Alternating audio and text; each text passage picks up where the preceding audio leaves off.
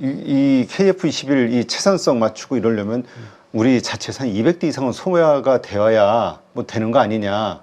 그래서 많이 만들어야 되는데 우리는 F-35인가요? 그거를 기다리는 게 또 공군의 입장이고 뭐 복잡하다고 얘기를 들은 것 같은데요. 근데 이제 실제 공군의 입장에서는 외부로부터 전투기를 이제 도입하는 거잖아요. 국내산이든 해외산이든. 그러면 차기 전투기라고 할 수 있는 게, 새 전투기를 할 수 있는 게 KF-21하고 그 시리즈하고 F-35밖에 없어요. 그 나머지 전투기는 대상이 아니에요. 전혀. 그러다 보니까 KF-21을 지금 120대가 이제 계획이 되어 있고 약속이 되어 있는데, 비공식적으로 나오는 거는 한 60대, 60여 대 더 사야 된다. 원한다. 네. 그리고 더욱이 이제 5월 7일 이후로 인도, 파키스탄, 인도 공조를 보니까 KF-16이라는 전투기 있죠. 옛날에 네. 조립 생산한. 그것도 이제 간당간당한 거예요. 옆에 중국이기 때문에.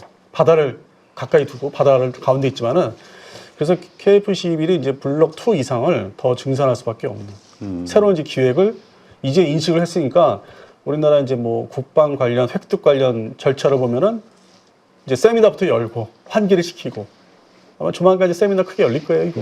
하긴 뭐 인도네시아에서 바로 그다음에 필리핀에서 우리 구매한다 그랬었죠. 네. 뭐 이쪽에서의 뭔가 반응이 좀 나오겠네요, 확실하게. 뭐 이제 며칠만 더 있으면 이제 수출이 또 이게 될 것이다, 확실하게 된다 얘기 나오고, 공군에서도 이걸 이제 좀 기획을 해야 되니까 아마 올해 에어쇼 때 되면 이제 설왕설래 얘기가 많이 돌아다닐 거예요. 더 생산한다고 하더라. 네. 그리고 블록 3로 더 단축해서, 시간을 단축해서 돈을 마련해서 넘어간다고 하더라. 그 계획으로. 이번 사례가 좋은 사례죠. 그러니까 그 두 나라는 한쪽은 이제 뭐 격추됐으니까 뭐 아주 슬플 것이고 아주 괴로울 것이고, 근데 나머지 나라한테 시사하는 바가 상당히 크다. 여파가 크다 이거죠. 하여튼 이 미사일 하여튼 우리의 그 지대지 미사일 개발 능력 우리 일단 뛰어나다고 지금 얘기하고 있잖아요. 근데 지대지 이거 원리하고 쉬워요? 이거 원리하고 공중에서 이거 하고 완전히 달라요. 차원이? 그리고 아쉽게도 대한민국의 어떤 국방 산업 아니면 이제 방사청 주도의 그 개발이라는 게 유별나게 공대공 미사일을 소홀히 했어요. 그냥 외국에서 사면 되는 줄 알았고, 그러면 지금 말씀하신 대로 지대지가 더 이제 어떤 국가적인 존재에 더 중요하기 때문에 이거에 투자를 끊임없이 20년 동안 했죠. 네. 거기에 돈을 쏟아부은 거고. 그러다 보니까 맨 마지막에 공대공 이거 안 했네? 그러니까 부랴부랴 이제서요. 그러면 시간이 많이 걸리겠네요.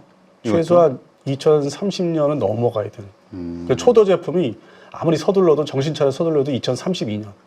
그럼 그때까지는 뭐 미티어를 갖다 쓰는 수밖에 없겠네요. 우리. 유일하게 이제 뭐 장거리 공동 미사일은 믿을 게 그밖에 없는 거죠. 근데 어쨌든 미국에서 이거를 그대로 놔둘 수는 없잖아요. 중국한테 이렇게 사거리에서 밀리는, 공중전에서 밀리는 이 상황을 미국에서 뭔가 대책이 획기적으로 좀 나오지 않을까요? 그 이름은 한 두세 차례 바뀌었는데, 개발을 2007년부터 이제 발제, 소위 이걸 하겠습니다 하면서 현재 2025년까지 완성이 아직 덜 된 게 제식기호가 AIM-260.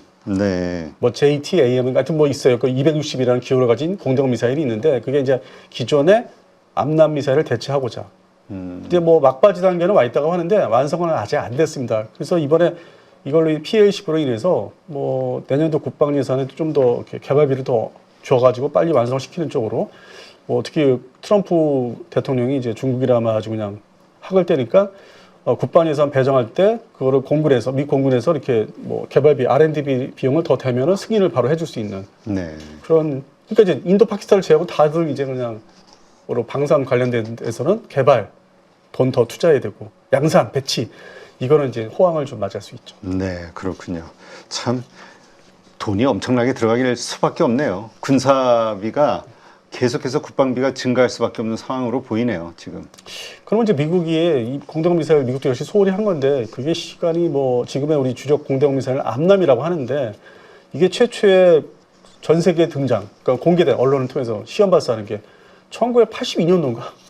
엄청 옛날 40 한 5년 전 얘기네요. 근데 그것도 이제 거듭 개량을 했어요. A형, B형, C형, 그리고 가장 최신 개량은 뭐 D5인가 하여튼 D형이 있어요. 근데 이건 장거리가 아니라 중거리. 뭐 한 150에서 160km. 그러니까 모자른 거잖아요. 200km. 그렇죠. 그러니까 이거 갖고도 안 되니까 AIM-260이라는 데로 이제 전력 질주해야 되는 거죠. 자, 그러면 지금 유럽에서 그동안 이야기 나오는 게 튀르키예가 방산 쪽에서 우리 쪽의 기술을 좀 이전받고 해가지고 또 우리의 강력한 경쟁자가 됐다 이런 얘기들을 많이 하더라고요. 그러니까 2000년대 초반, 뭐 2001년, 2년도 기준으로 해서 출발점은 그때인데 네. K9 자주포를 이제 기술을 가져왔고, 그다음에 K2 전차도 그렇고, 그러더니 이제 지상 무기 체계에 국한된 게 아니라 더 나아가서는 이제 KT-1 훈련기, 그걸 모방한 또 훈련기가 나오고, 그리고 이제 T-50을 또 모방한 이제 후르제트라는 게 나오고, 그뒤 결국에는 KF-21급의 그 칸이라는 전투기가 등장을 시켜서 지금 이제 간단한 그 비행들은 했어요. 첫 비행들은. 그 본격적인 이제 개발은 내년부터 한다고 하는데, 그러니까 그 과정들을 보면은 우리 거를 그대로 이제 모방을 하는 거죠. 무기체계 플랫폼 개발해서 시장에 나가서 경쟁을 하는. 우리가 가면은 그들도 와서 싸게 뭐 주겠다고. 같은 그 형제 관계니까. 네. 그래서 이제 이게 뭐 자주포나 전차만 그랬나 했는데 뒤로 또 거슬러 가보니까 발단이 된 게 그 80년대 말부터 발달이 된 게 장갑차였습니다. 장갑차. 네. 그 미국이 이제 개발하다가 그러니까 보병 수송 전투 장갑차에다가 기계화 보병 전투차 같은 개념을 좀 이렇게 섞은 게 있는데 AIFV라고. 그러니까 브래들리 그가 이제 그거를 이제 다 제꼈지만은 그 직전에 그 개념이 그 미국제 M113 장갑차를 좀 더 고성능화시킨 AIFV라고 있는데 이거는 미국 육군은 실용화를 안 해요. 바로 그냥 브래들리 장갑차로 넘어가는 거죠. 네. 그럼 이제 그게 하나의 개발한 회사에서는 투자한 돈도 있고 그러니까 이게 아까우니까 네덜란드로 이제 가져가서 면허 생산을 뭐 시킨다든지 기술을 준다든지 해서. 근데 그거를 이제 그 시기에 뭐 1979년, 뭐 1982년 뭐 이럴 때 83년, 4년 그 시기에 우리도 그렇고 튀르키예 그 당시 터키도 그렇고 저거를 가져다가 모방. 근데 튀르키예는 이제 돈을 이제 뭐 해서 좀 기술료를 주고 사온 거고 우리는 아주 그냥 독자적 카피를 뜬 건데 그게 바로 이제 K200 장갑차. 네. 그래서 그게 처음에 뭐 말레이시아 그 30년 전에 말레이시아 평화유지군 나갈 때 뭐 급하게 뭐 경쟁도 해서 우리가 했는데 그때 이렇게 해서 장갑차가 뭐 시장에서 무기 시장에서 서로 경쟁을 하더라고요. 그리고 우리가 밀렸죠 완전하게. 완성도는 또 그쪽이 높았나 봐요. 그 AIFV를 이제 모방한 튀르키예 장갑차가. 그 실제 시작은 장갑차를 이제 서로 이제 똑같이 이렇게 하다가 2000년대 초반에는 이제 자주포, K9 자주포 가지고 푸트나 자주포 가져간 게 있고, 그 다음에 이제 전차. 그게 지금 그 유명한 전차. 그러니까 우리가 독일 거 기술 배워오고 또 우리 거는 이제 튀르키예가 가져가고. 근데 이번에 가장 그 화제가 되고 있는 게 관심이 떠오르는 게 그 KF-21보다도 더 나은 어떤 뭐 5세대를 지향하는 전투기를 개발해서 우리가 중동 국가들에게 팔려고 하는데 가장 큰 경쟁자가 되지 않겠냐 이런 우려가 떠오르던데요.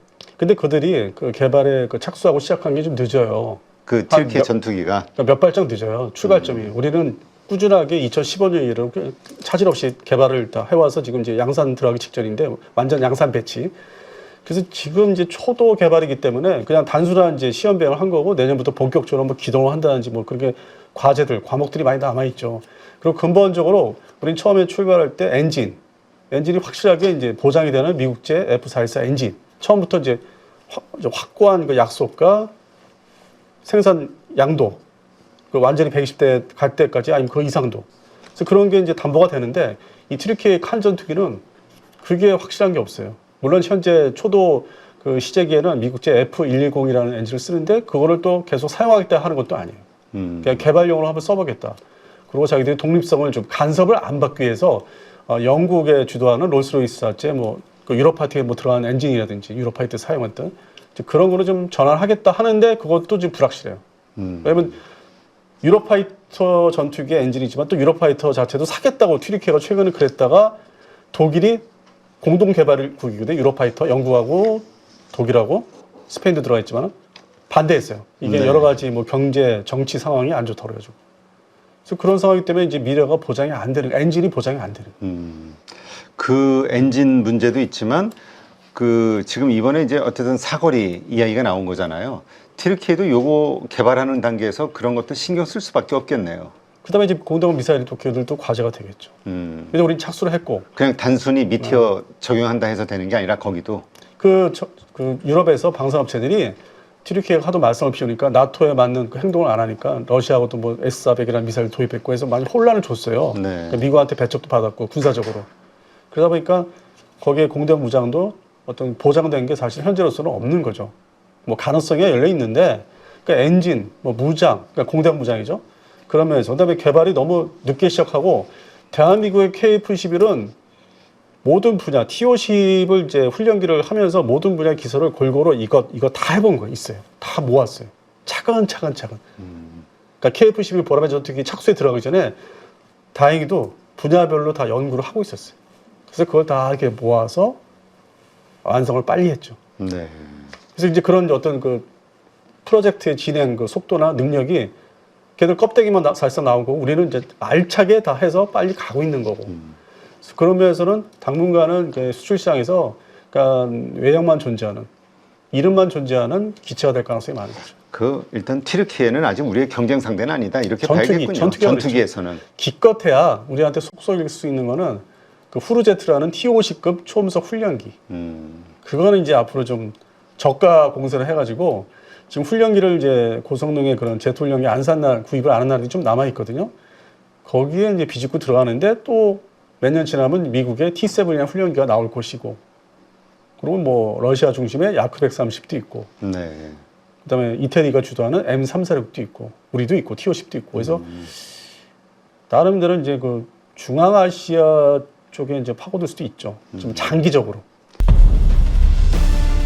6월 대선을 앞두고 있는 상황에서 상법 개정이라든지 증시 활성화에 대한 그런 기대감들이 분명히 만들어질 거라고 생각을 하고 있고요. 트럼프가 고관세를 매기는 부분들이 지금 해결이 되어가는 단계잖아요. 금리 인하 시기에 수출하는 나라이기 때문에 외국인들까지 들어오게 된다라고 하면 굉장히 좋은 흐름이 만들어질 수 있다. 증시가 좋아졌을 때 잘 벌고 더 많이 버는 사람들은 준비가 되어 있는 그런 사람들이거든요. 명확하게 어떤 사야 되는 기준, 팔아야 되는 기준, 원칙이 안 잡혀 계신 분들은 자신만의 기준과 원칙, 포인트를 잡아서 매수 매도의 타이밍을 잡는 훈련을 계속 반복을 해보는 거죠. 8주 동안 무려 24번이나 되는 라이브를 통해서 트렌드에 맞게끔 대응을 하실 수 있도록 그러한 훈련을 진행하는 이 부분이 핵심이라고 보시면 될 것 같습니다. 복잡한 이론보다는 시장 흐름을 파악하는 눈과 타이밍을 잡아가는 그런 포인트라고 생각하시면 됩니다.